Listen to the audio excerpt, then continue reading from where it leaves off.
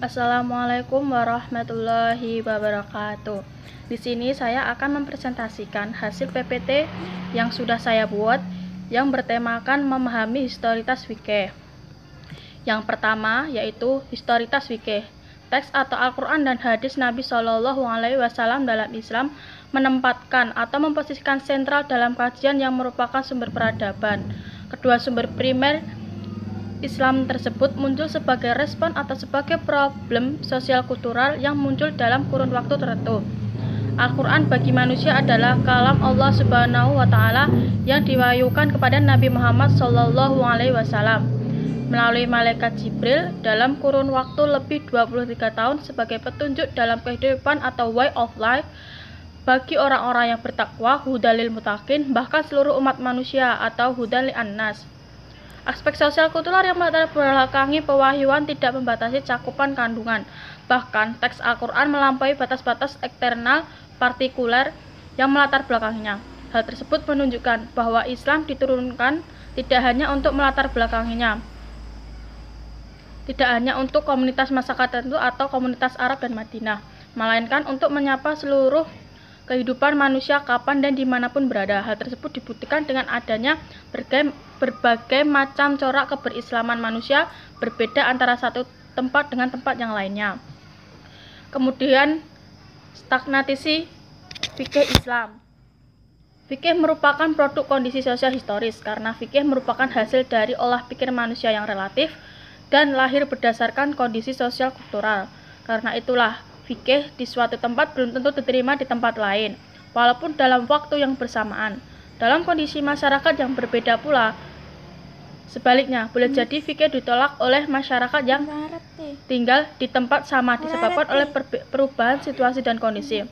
Faktor tempat, situasi, kondisi, serta zaman merupakan variabel-variabel yang berpengaruh atau ilat secara signifikan dalam melahirkan fikih.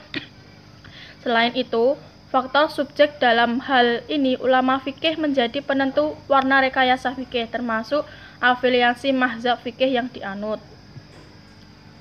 Kemudian fenomena fikih generasi awal, di mana setelah meninggalnya Nabi terputuslah wahyu, sementara masalah terus bermunculan dalam kehidupan para sahabat. Bahkan meninggalnya Nabi memunculkan perbedaan paham di kalangan sahabat.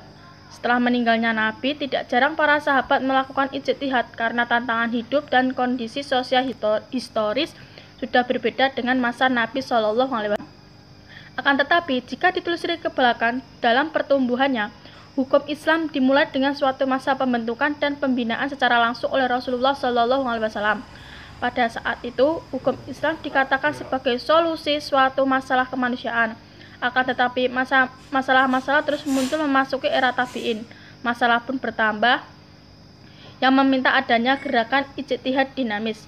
Banyak berbagai masalah yang berkaitan dengan kemasyarakatan yang belum pernah muncul pada zaman Rasulullah dan sahabat. Meskipun ulama tabi'in berusaha untuk merujuk kepada zaman Rasulullah dan sahabat, namun tuntutan ijtihad semakin mendesak dalam keadaan seperti mereka. Maka mereka terpaksa mengarahkan segala potensi intelektualnya untuk menjawab persoalan berdasarkan otoritas Al-Quran dan Sunnah. Fenomena fikih di masa pembentukan mazhab.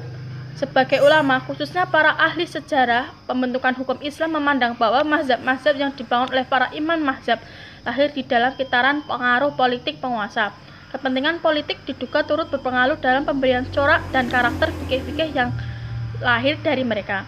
Mereka yang tercatat, misalnya Maliki, Hanafi, Syafi'i, Hambali dan juga Jafari, di mana lahir dalam kitaran kekuasaan politik dinasti Abbasiyah. Selanjutnya, Islam Indonesia, Islam yang majemuk. Umat Islam di Indonesia merupakan umat Islam yang unik dan heterogen. Agama, kepercayaan, suku, ras, etnis, adat istiadat, bahkan budaya. Indonesia merupakan negara yang besar menganut Islam.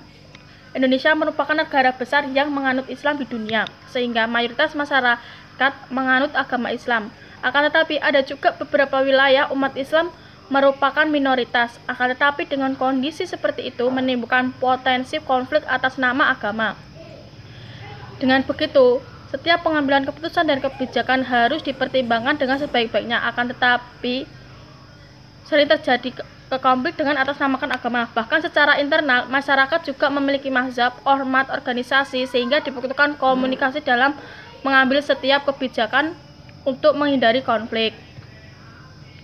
Kearifan menyikapi perbedaan.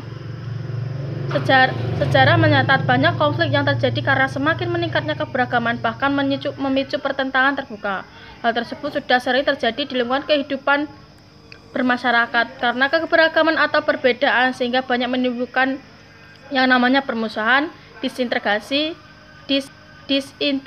bahkan sampai pertumpahan darah. Hal itu dapat terjadi karena sikap masyarakat yang keliru dalam menanggapi keberagaman tersebut.